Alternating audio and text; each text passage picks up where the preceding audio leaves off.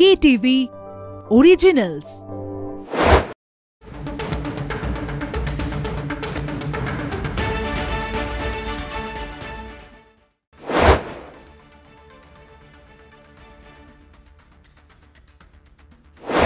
দেখছেন কলকাতা টিভি, ভাস্বতী রয়েছি আপনাদের সঙ্গে। শুরু করছি আজকের stadium bulletin powered by SNU, co presented by Jack olive oil.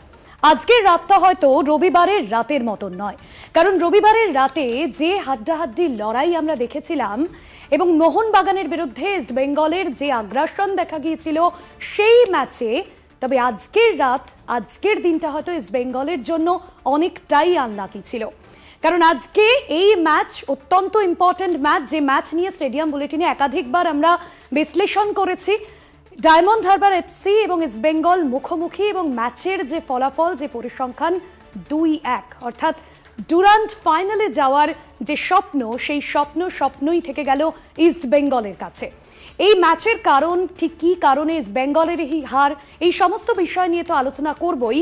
তবে আজকে এই ডায়মন্ড হারবার FC আমরা দেখেছিলাম যে মোহনবাগানের কাছে 5 গোল খাওয়ার পর কামব্যাক করেছিল, জামশেদপুর FCকে ঘরের মাঠে হারিয়েছিল, এবং তারপর সেই অর্থাৎ মোহনবাগানের কাছে যে ব্যর্থতা, সেই ব্যর্থতা থেকে একেবারে শিক্ষা নিয়ে আজকের ম্যাচও কিন্তু করে দেখালো ডায়মন্ড হারবার FC।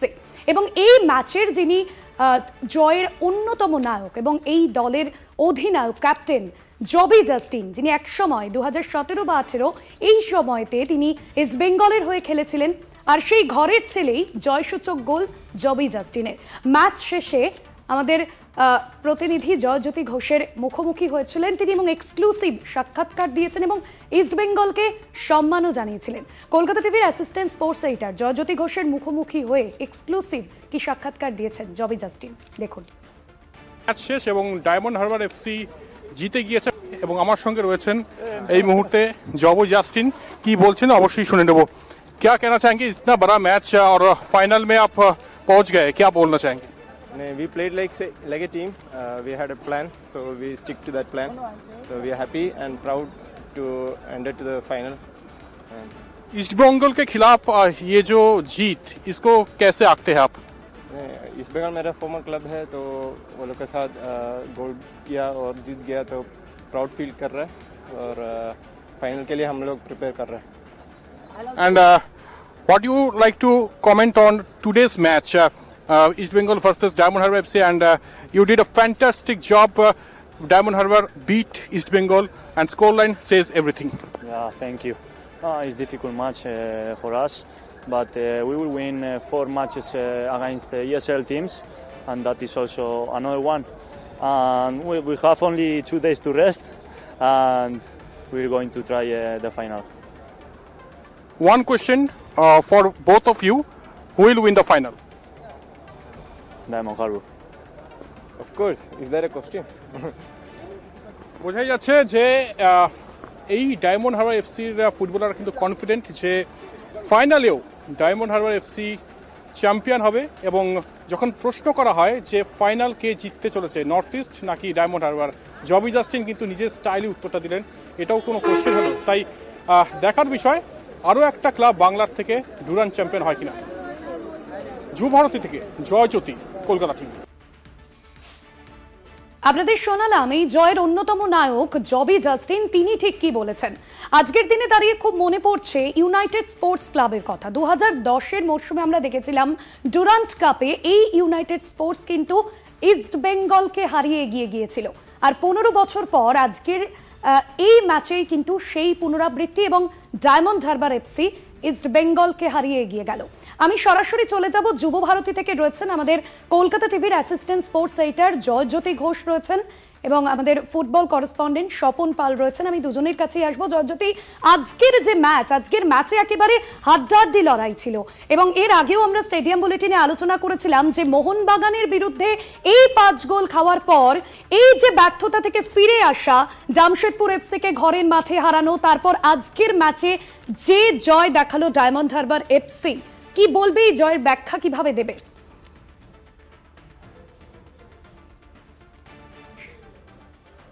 সম্ভবত জয়জ্যোতির সঙ্গে যোগাযোগ বিচ্ছিন্ন হয়েছিল। আমি আরো একবার জয়জ্যোতির কাছে প্রশ্ন রাখবো, আজকের যে ম্যাচ, আজকের যে জয় ডায়মন্ড হারবার এফসির মোহনবাগানের বিরুদ্ধে 5 গোল দেওয়ার পর জামশেদপুর এফসি কে হারানো তাদের ঘরের মাঠে, এবং আজকের ম্যাচে কামব্যাক এবং অত্যন্ত আত্মবিশ্বাসের সঙ্গে কিভু ভিকুনা তিনি গতকালই বলেছিলেন যে ছোট দল হয়ে কিন্তু আমরা আত্মবিশ্বাস হারাবো না, এবং সেই জায়গা থেকেই কিন্তু আজকের ম্যাচের জয় এবং ইস্ট বেঙ্গলের যে হার, সব মিলিয়ে আজকের এই জয়কে কিভাবে ব্যাখ্যা করবে তুমি?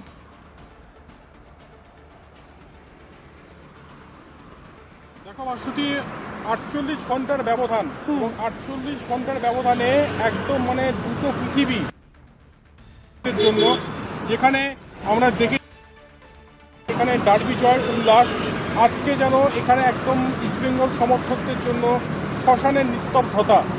বলা বাহুল্য, আজকে প্রথম থেকেই যদি দেখো এই খেলা, তাহলে দেখবে যে আক্রমণ প্রতি আক্রমণে জেরবার হয়েছে, বারবার কিন্তু অ্যাটাকিং ফ্রেম অফ মাইন্ড নিয়ে ডায়মন্ড হারবার এফসি ফুটবল খেলেছে, এবং কিভু ভিকুনা যুদ্ধস্ব কোচ বলার অপেক্ষা রাখে না, এবং ইস্টবেঙ্গলের বিপক্ষে তার যা ট্র্যাক রেকর্ড, তিনি অপরাজিত ছিলেন এর আগে এবং আজকেও কিন্তু সেটা অক্ষত, এবং শুধু অক্ষত নয়, ইস্টবেঙ্গলকে যুব ভারতী ক্রীড়াঙ্গনে হারিয়ে ডুরান্ড ফাইনালে পৌঁছালো এক্ষেত্রে ডায়মন্ড হারবার এফসি। এবং ইস্টবেঙ্গলের কথা যদি বলি, আমি অবশ্যই আমার সহকর্মী স্বপন পালের কাছে আসবো, তবে তার আগে বলে রাখি যে যেসব কারণগুলো উঠছে ইস্টবেঙ্গলের হারের পিছনে, সেটা হচ্ছে যে এতগুলো কর্নার পেয়েছে, সেই কর্নারগুলোকে কনভার্ট করতে পারেনি ইস্টবেঙ্গল ফুটবলাররা। গোলটা কে করবে, তিন কাঠির নিচে জালে বলটা কে জড়াবে, সেই মানুষটির অভাব।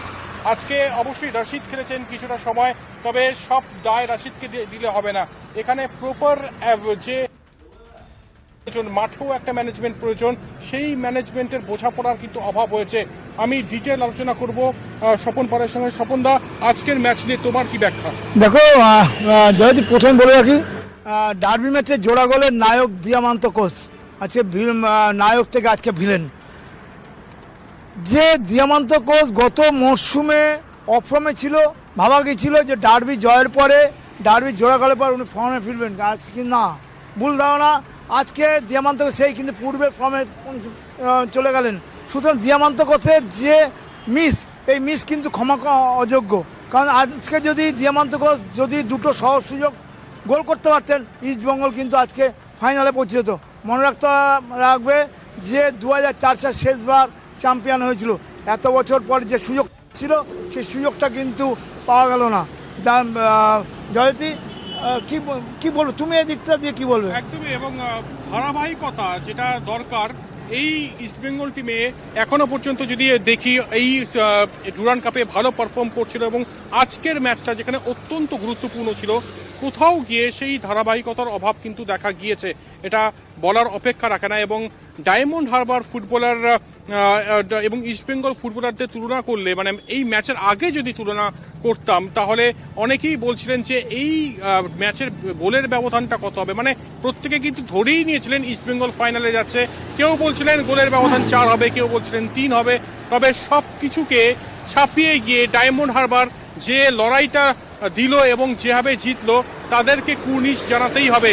বলে রাখি ভাস্বতী, গতকাল কলকাতা টিভির যুগ্ম সম্পাদক একটা এক্সক্লুসিভ খবর দিয়েছিলেন। সেই খবরটা হচ্ছে যে যখন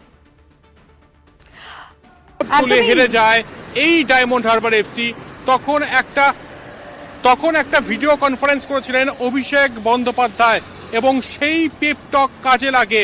আমরা দেখি কি দুর্দান্ত ফিনিক্সের মতো প্রত্যাবর্তন করেন ডায়মন্ড হারবার ফুটবলাররা, এবং জামশেদপুরে একদমই জয়জ্যোতি, বেশ কিছু আমরা দেখেছি আজকে কর্নারও মিস করেছিল ইস্টবেঙ্গল, বেশ কিছু খামতি ছিল।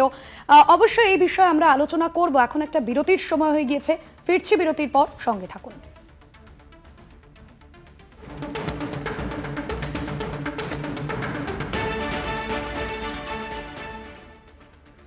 ফিরে এলাম বিরতির পর। আমরা আলোচনা করছি যুব ভারতী থেকে জয়জ্যোতি এবং স্বপনদা রয়েছেন আমাদের সঙ্গে।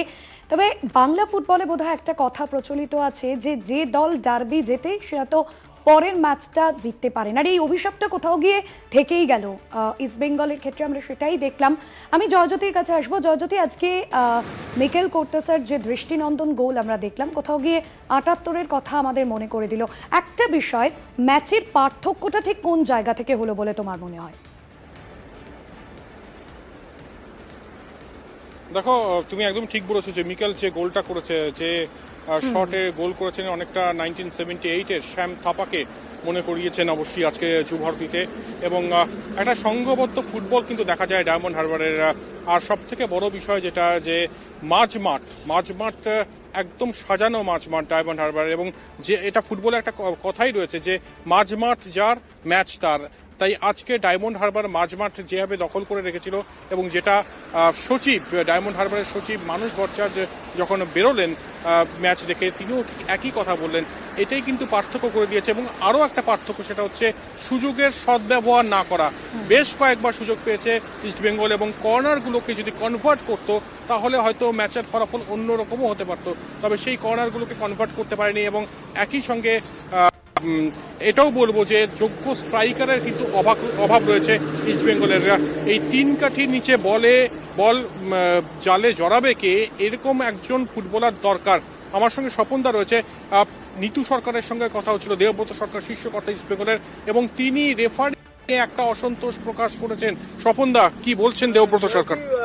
শুধু দেবব্রত সরকার নয়, যে ইস্টবেঙ্গল কোচও বলেছেন যে জেনুইন পেনাল্টি দেয়নি, এবং যে গোলটা ক্ষেত্রে হ্যান্ডবল ছিল।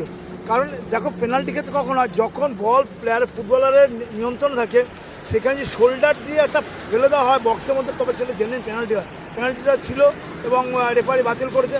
আরেকটি বিষয়টা হচ্ছে জবির যে গোলটা, সেকেন্ড গোলটা ডায়মন্ড হারবার, সেই গোলটা কিন্তু হাতে লেগেছে।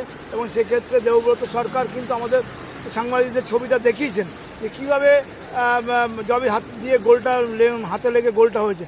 সুতরাং ইস্টবেঙ্গল বরাবর বলছে যে আমরা যখন চ্যাম্পিয়নশিপে লড়াই যায়, সে আইএসএল হোক, যাই হোক, দেখা যায় ম্যাক্সিমাম ক্ষেত্রে আমরা রেফারি বঞ্চনার শিকার হয়েছি। এখানে বারবার ফেডারেশনের কাছেও চিঠি দিয়েছে, কোনো লাভ হয়নি। আবারও সেই ক্ষোভ প্রকাশ করলেন জয়তী। অবশ্যই ক্ষোভ প্রকাশ করেছেন। তবে যেটা আমি প্রথমেই বলছিলাম যে ম্যাচ হয়ে গেছে, অবশ্যই এটা নিয়ে পরবর্তীতে কি হয় আমাদের চোখ থাকবে সেই দিকে। তবে ম্যাচের এই স্কোর লাইন এই মুহূর্তে কিন্তু 2-1। ডায়মন্ড হারবার যারা ডেবিউটেন্ট ছিল ডুরান্ডে, তারা ফাইনাল খেলবে। এবং যেটা প্রথম সেগমেন্টেই বলছিলাম যে মোহনবাগানের কাছে 5-1 গোলে হেরে যাওয়ার পর একটা ভিডিও কনফারেন্স হয় অভিষেক ব্যানার্জির, এবং তিনি পেপ টক দেন। তিনি বলেন যে ম্যাচে হারতেই পারো, হারজিত রয়েছে, তবে মনোবলটা যেন কখনো দুর্বল না হয়ে পড়ে। এই যে মানসিক দৃঢ়তা দেওয়া, এটা কিন্তু কাজ করে, এই পেপ টকটাই কাজ করে। এবং যার ফলে ইস্টবেঙ্গলের মতো দলকে যুবভারতীতে হারিয়ে ডুরান্ড ফাইনালে কোয়ালিফাই করলো এই ডায়মন্ড হারবার এফসি। এবং বলা বাহুল্য যে ফাইনালেও নর্থ ইস্টের বিরুদ্ধে 200% দিয়ে খেলবে। কে জিতবে সেটা অবশ্যই সময় বলবে। তবে একটা যে সাফল্য, একটা বিরাট সাফল্য যে চলে এসছে ডায়মন্ড হারবারের, এবং ব্যর্থতাই হয়তো কোনো ফুটবল দলকে শেখায়, এই ডায়মন্ড হারবার এফসিকে কোথাও যেন সেই 5-1 গোলের ধাক্কাটা শিখিয়েছে। গতকালও বলছিলাম আমরা স্টেডিয়াম বুলেটিনে যে 5-1 গোলে যে হার মোহনবাগানের কাছে, তারপরেই কিন্তু ঘুরে দাঁড়ায় ফিনিক্সের মতো এই ডায়মন্ড হারবার এফসি। স্টেডিয়াম বুলেটিনে তুমি গৌতম দা যেমনটা বলেছিলে যে এই যে ব্যর্থতা থেকে যে কামব্যাক, এবং সেটাই বোধহয় ইস্ট বেঙ্গলের কাছে অভিশাপ হয়ে দাঁড়ালো। অবশ্যই আলোচনা চলছে, ফিরছি আরো একটা বিরতির পর, সঙ্গে থাকুন।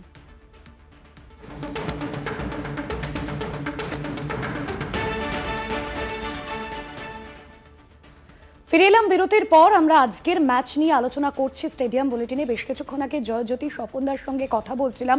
এই মুহূর্তে আমার সঙ্গে ফোন লাইনে রয়েছেন কলকাতা টিভির যুগ্ম সম্পাদক গৌতম ভট্টাচার্য।